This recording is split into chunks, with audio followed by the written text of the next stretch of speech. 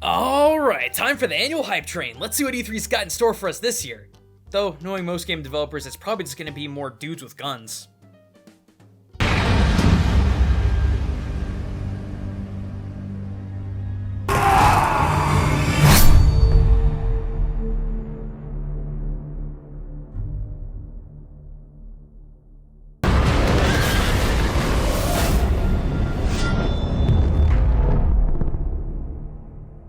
Hey dude, how's E3? Really? That good, huh? How do you win a tricycle game with such tiny little legs? Yes.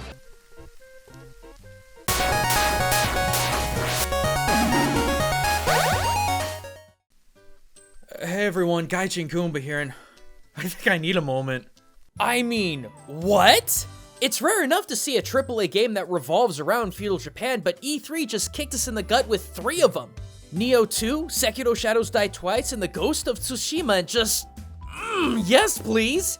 So naturally, as soon as everything wrapped up, I had tons of people asking me if I was gonna cover any of these games, and are you kidding me? Of course I am! Even Jaywitz and Normal Boots were asking us about it, and those are some boys you don't want to let down. So what I want to do today is pick apart the hype, to go into each of these games and see what clues we can find historically and culturally speaking to give us some kind of idea of what kind of games these 3 are going to be. Well, unfortunately, you might want to etch Nioh 2 off that list. Based on the trailer, the only thing we really know about this game is some dude gets slapped in the back of the head and turns into a demon.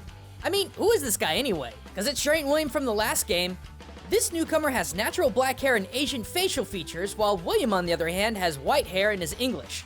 Yes, he's English, not Scottish. We did a whole video about this last year. To be fair though, this could actually be a game changer.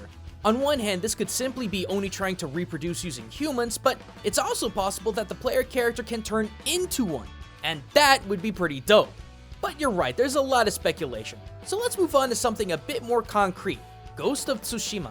Last year's teaser of the game easily set the stage of what this game is all about, the Mongol invasion of Japan of 1274. And despite seeing very little in the trailer, I was blown away at the historical parallels this game was conveying.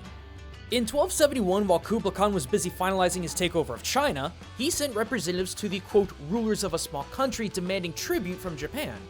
And when Japan refused to let the Mongol representatives into Honshu, an army of 500 ships and tens of thousands of Kublai's best swept into Japan, first striking Tsushima Island, which we actually see being prominently highlighted in the game as part of the Mongols' attack plan.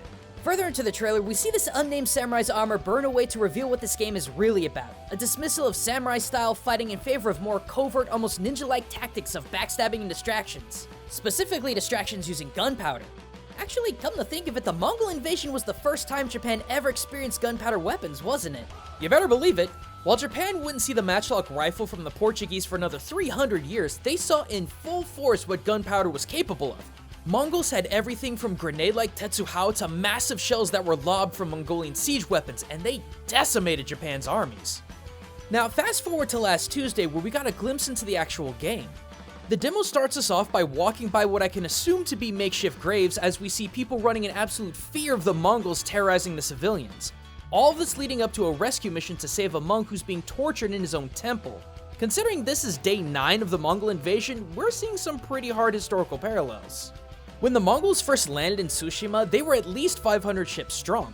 This was an army of nearly 40,000 Mongol warriors against the 300 inhabitants of Tsushima. It was a slaughter. Contrary to the usual way Kublai's grandfather Genghis integrated civilians into his empire, Kublai spared not man, woman, or child in the taking of Tsushima as a beachhead. That's what made the scene with the now-named Jin and his sister-at-arms Masako so gripping. If we fight, the Mongols win. They already won. But story wasn't the only thing that stuck out to us in this trailer. We discovered a few interesting things when it came to the combat of this game. It felt like a breakdown of 2 different styles. One-on-one singular combat with an array of different stances creating different strikes, and sneaky stabby gut you like a fish before you see it coming style of gameplay. And this was really peculiar. I mean, sure, we've seen one-on-one samurai combat with multiple stances before in games like Way of the Samurai, but this other style of stealth combat seems just kind of alien in a samurai game, to be honest. Plus, seeing Jin with a Kaginawa grappling hook, yeah, that's definitely more of a ninja thing. True, but honestly, I think it's actually the whole point of the game. The invasion of the Mongols in 1274 nearly crushed the samurai way of life to a point that every aspect of military culture within that country changed. See, back in the day when samurai did battle, they would come out individually, state their name and rank, and then begin one-on-one honorable combat until there was only one left standing. And we see this a lot in the combat of Ghost of Tsushima, especially in the fight between Jin and Masako. Even when fighting the Mongols in game, they come at you one at a time to attack while the others just kinda wait, but that's not at all how Mongols fought. Say a group of 12 some odd Mongol warriors saw a single samurai coming out to challenge them. They would all descend on the poor guy like ants. That's how Mongols fought. Tight, coordinated groups of unyielding aggression. Needless to say, it didn't take long for the samurai to discover they needed to change up their tactics and fast. But by the time change actually came, Tsushima and Iki Islands were already in the hands of the Mongols. In fact, if it wasn't for a massive kamikaze typhoon that sunk 1/3 of the Mongol ships and killed almost 13,000 of their soldiers, Japan probably wouldn't be the country it is today. But to make things even more interesting, the invasion of the Mongols not only forced Japan to change up their military tactics, but also their armaments. As we previously mentioned, this was the first time Japan really got their hands on gunpowder, but it was also the first time in hundreds of years Japan had to change the way they made swords. At this point in time, samurai rolled with either a tachi or chokuto, but when the Mongols came with their hardened boiled leather armor, they found that their swords were unable to make a dent in the Mongols' armor. Thus, sword makers had to step it up a notch by introducing high carbon steel and new folding techniques which birthed the modern day katana, which was more than a match for Mongol weapons and armor.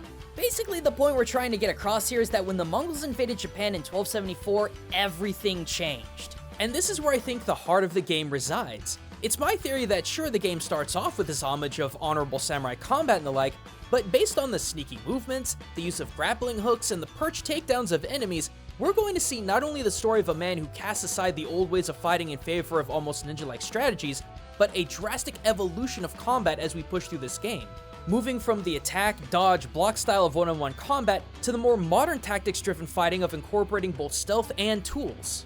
While the devs have stated that they're not making a historically accurate game, I mean, history's never told of a lone soldier working in the shadows of Tsushima during the Mongol invasion, what they're doing, in my opinion, is personifying one of the biggest changes Japan had ever seen in its warfare culture. A massive shift from what was known for hundreds of years as honorable combat into a more tactics-driven modern style, an evolution that changed the very way of life for a samurai. Well, cool. I mean, Ghost of Tsushima is definitely getting fleshed out, but what about From Software's seemingly newest Dark Souls-like, Sekiro Shadows Die Twice? I mean, there's some crazy stuff going on in that trailer. Samurai loses duel, loses hand, gains new hand, Buddhist symbolism, Swiss army arm. Like, where do we even start? Well, let's iron out what we know about the story. Sekiro Shadows Die Twice is a game where you are the shinobi whose lord was kidnapped by the rival, and you have to save him. But in your attempts to do so, you lose your arm to the rival, but it's all good because now you have the ultimate ninja tool, the shinobi prosthetic. And this thing can do everything from shooting grappling hooks to creating shields to popping out axes to spreading fireworks as a distraction to shooting shurikens. Now, I'm sure it's obvious that while the game has a feudal Japan style to it, I wouldn't expect a lot of historical accuracy to this game. I mean, in the trailer alone, not only do we have Katakuri robot ninja arms, but we also have traditional Japanese folklore creatures present, like the Omukare, a mountainous giant centipede monster, and what I'm guessing is part of Orochi, an 8-headed serpent who's gone down in history as Japan's biggest baddie. I mean, come on game, we're going up against an Oni who spits what I assume to be sake on his sword before beginning combat, a completely fictitious samurai movie trope made popular by movies like Zatoichi. But the question still stands, is there some actual history and culture behind this game, or has From Software gone just as far in the deep end of folklore as they did with the Souls and Bloodborne games? I mean, what's really up with that ninja prosthetic anyway?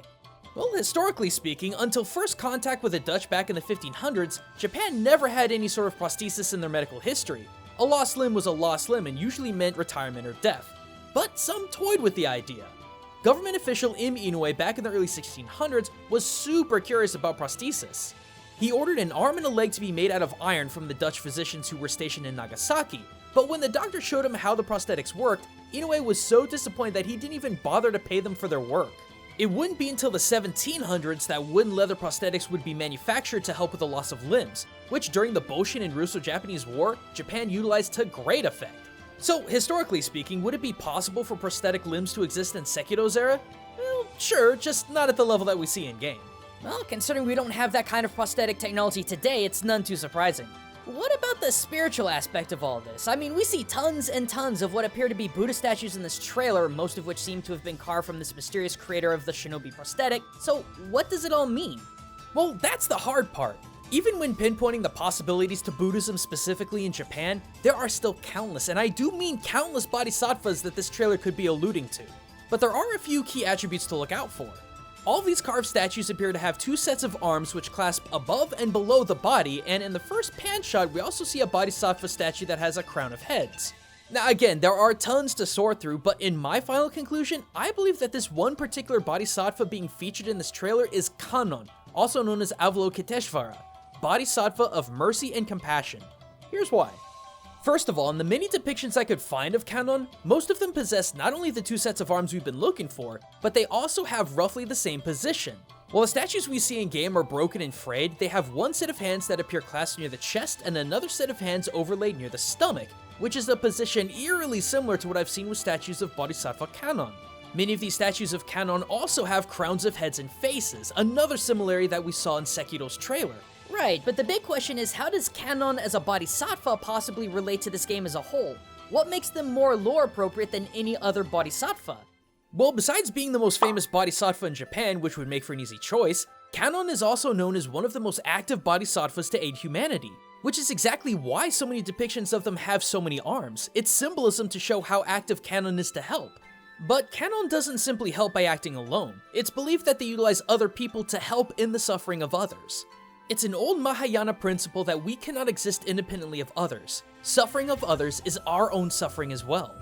Given how obsessive-compulsive this mysterious woodcarver appears to be when it comes to Kannon, theoretically speaking, it's possible that this hairy, shifty-looking guy might actually be trying to help us out of duty to Kannon, you know, god/goddess of compassion and mercy. It's not exactly like the guy had to save you, but not only did he also gave you an amazing tool to aid you on your journey to save your lord. And as far as the whole death won't come easy mechanic of the game, that could just as easily be Kannon themselves stepping in to protect you. Bodhisattva Kannon was believed to not only work all sorts of miracles big and small, but actively safeguarding all living things. Perhaps this game's mechanic is merely an extension of their aid. It's kinda hard to tell. Well, regardless of what it's actually about, all this talk of shinobis and stealth gameplay made me realize we got a lot of new video game ninjas coming out.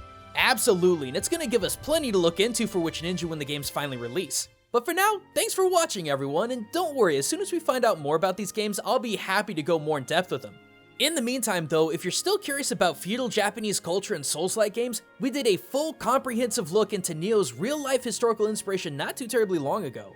And just in case you missed it earlier this week, we also did a complete cultural breakdown of Monster Hunter World's very own murder puppy, the Odo Garen, and its connection to one of West Japan's most dangerous yokai. But if you'd like to support the show, don't forget we have a Patreon with tons of great benefits, and we also stream every Tuesday, Saturday, and Sunday starting at 7 PM US Central at twitch.tv/GaijinGoomba. But the very best thing you can do to help out is keep watching, so I hope to see you guys next weekend.